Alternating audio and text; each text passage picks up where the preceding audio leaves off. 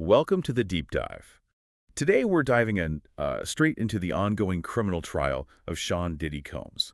And specifically, we're looking at day 2 of the proceedings. This was the day everyone was waiting for, really, with the testimony of his former girlfriend, Cassandra Ventura. Yeah, absolutely. Now for this deep dive, our main source is a really detailed report from the Law and Crime Network.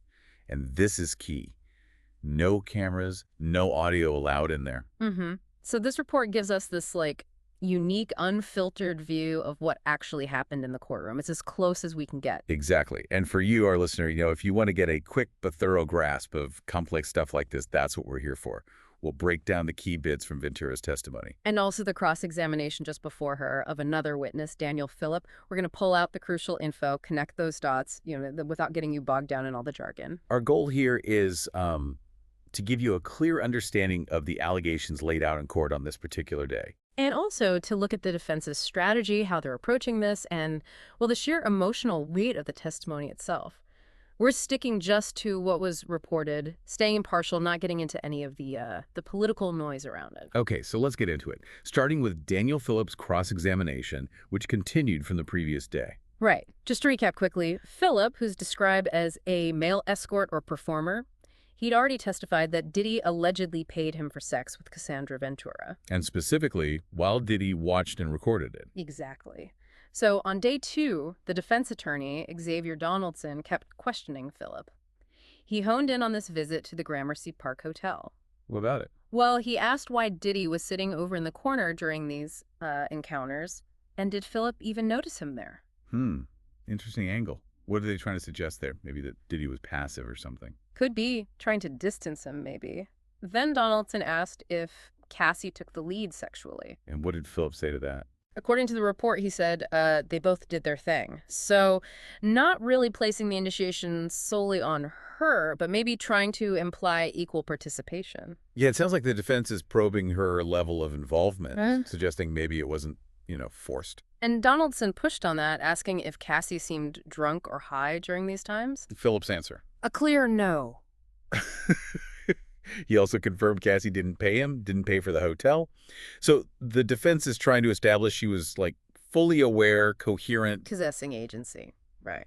They also touched on an alleged assault at Cassie's apartment. Yes, a detail that lined up with what Cassie later testified about. It felt like they were maybe trying to probe the timeline, perhaps find inconsistencies before she even took the stand. So a key part of the defense strategy with Phillip seems to be showing Cassie was coherent, not drunk or high, during these freak-offs. That's the term they used. Right, freak-offs.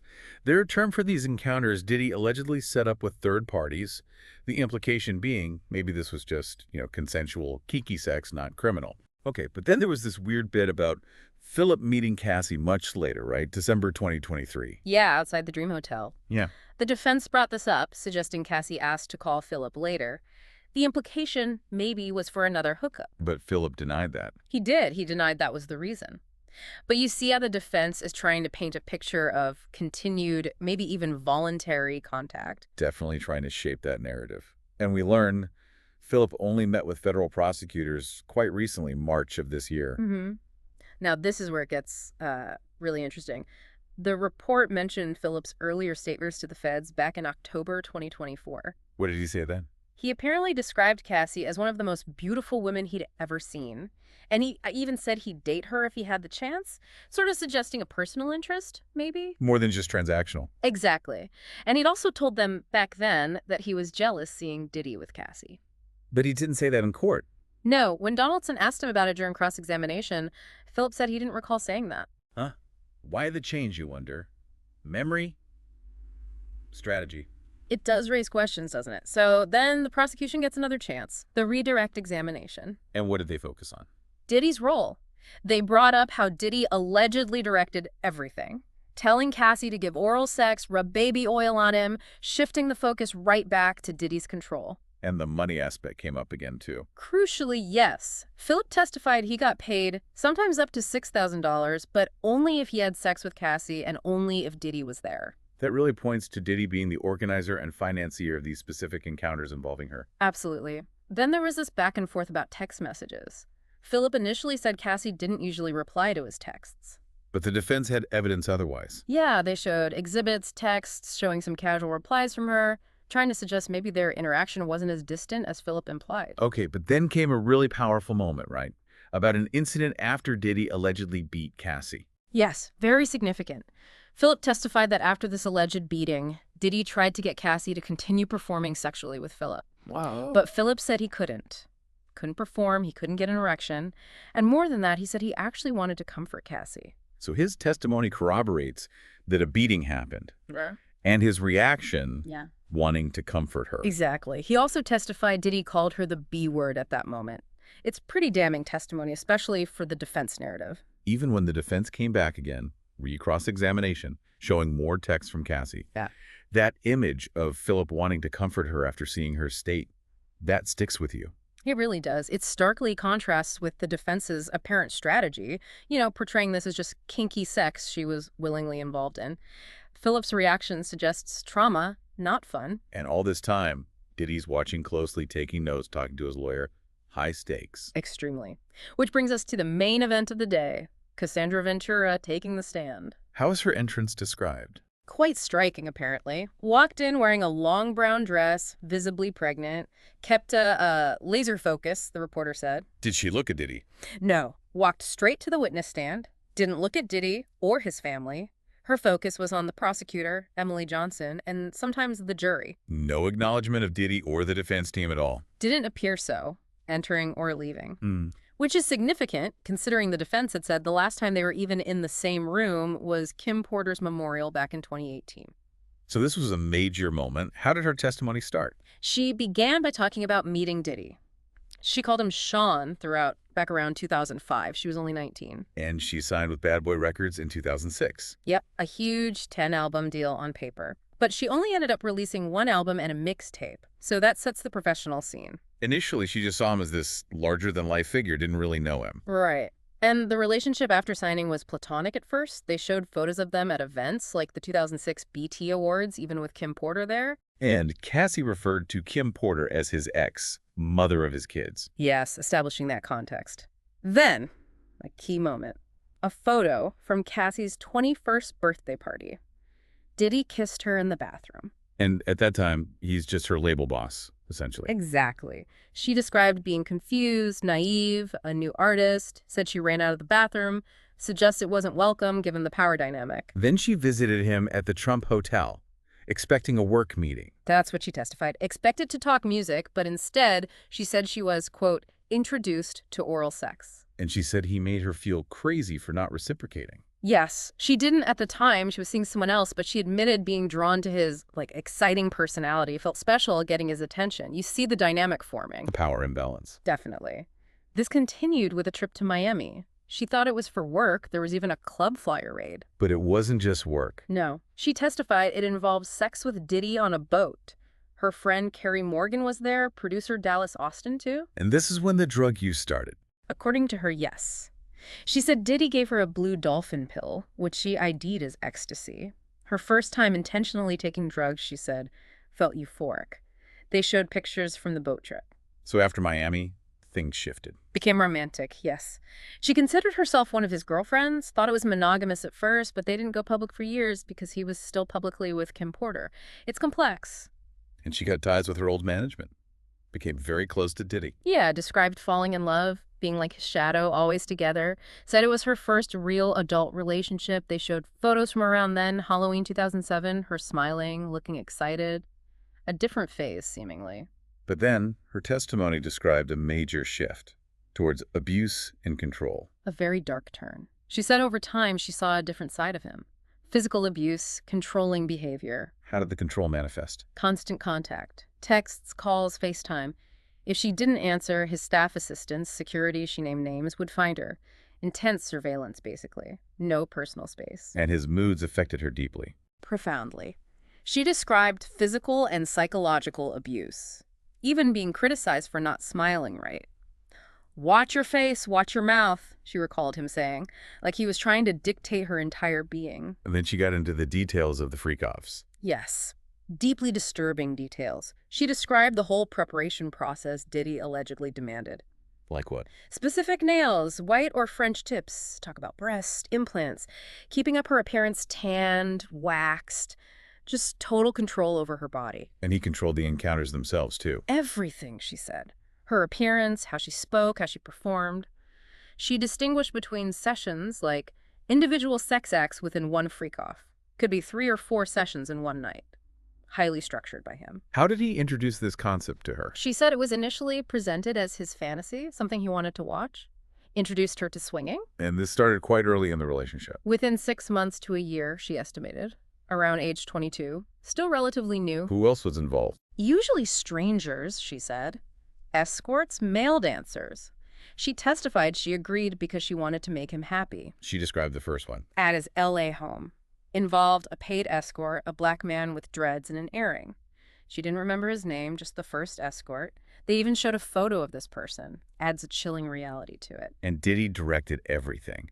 Masks, heels, lighting, baby oil. All of it, according to her. Masks for her, heels, specific lighting, applying baby oil to each other. The escorts were paid thousands, emphasizing it was orchestrated by him. And she mentioned using drugs to cope. Yes.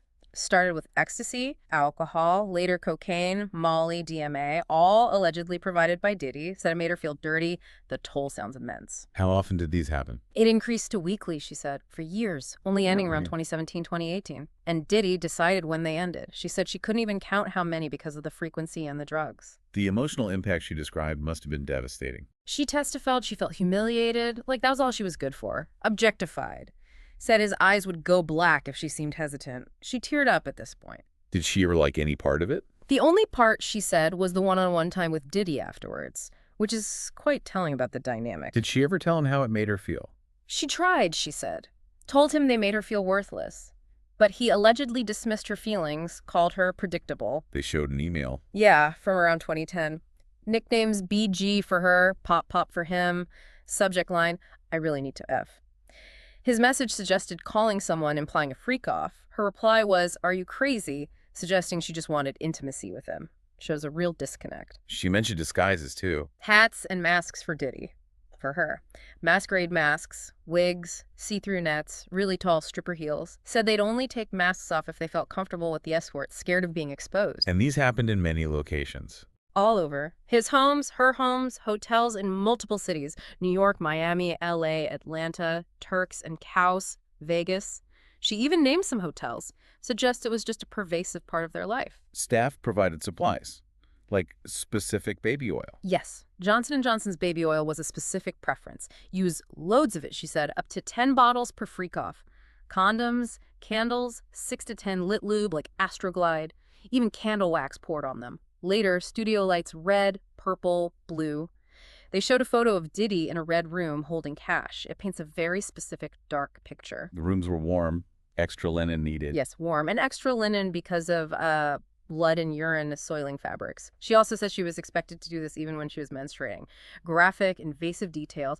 And then perhaps the most disturbing part, the urination. Extremely harrowing. She alleged Diddy and escorts would urinate on her against her will. Said it turned Diddy on, but it was humiliating, overwhelming for her. Mentioned choking on urine once. And staff cleaned up afterwards, resulting in damage charges. Yes. She testified she was often high during these incidents, didn't verbally say no, but thought her discomfort was obvious. Just incredibly difficult testimony to hear reported. The reporter even hinted at something more disgusting about Diddy's nipples, but didn't specify in this report. Finally, she addressed the 2016 hotel incident, the one caught on video. Yes, the Intercontinental Hotel in L.A. confirmed it happened as she tried to leave a freak-off. They showed tapes from that day. Diddy asking her plans, her saying she wanted to F so bad, but didn't want to F myself up, meaning the drug use during freak-offs because she had a movie premiere and wanted a clear head, sets the scene for that night. And she said she did participate in the freak-off. Yes, but left after Diddy gave her a black eye between sessions. Her account of when the first punch happened differed slightly from the video. She said it was inside the room before she ran out. Said she couldn't remember his exact words while hitting her. The video was played in court. How did she react? Remained composed, according to the report. She confirmed it was her and Diddy. Confirmed he'd thrown her down like that before. Said she stayed on the ground because it felt safest. Didn't fight back. Where did her testimony pause regarding the video? It ended for the day with her saying she picked up a hotel phone while Diddy held her purse and bag. More details on that were expected the next day, and her cross-examination was expected to continue into the day after that as well. The reporter noted her testimony tracked very closely with her original 2023 complaint. Okay, so let's try to sum up this deep dive for today. We've really unpacked some harrowing allegations from Cassandra Ventura's testimony. Sexual abuse, exploitation, extreme control. And before that, we looked at the defense trying to chip away at Daniel Phillips' credibility, setting the stage for their narrative. So for you, listening, you should now have a really solid grasp of what happened in court on this crucial day. You've got insight into the prosecution's case, the defense's angle, and the sheer emotional weight of Ventura's account. All drawn directly from the courtroom reporting, keeping it focused without the extra noise. And maybe a final thought to leave you with. When you hear testimony this detailed, this graphic, describing such alleged control, And you consider the defense strategy, which will likely question her choices, her participation. It really makes you think, doesn't it? yeah, what does this whole situation reveal about power dynamics, about consent, especially when there's so much influence, fame, maybe coercion involved? It's definitely something complex to consider, especially as this trial continues to unfold.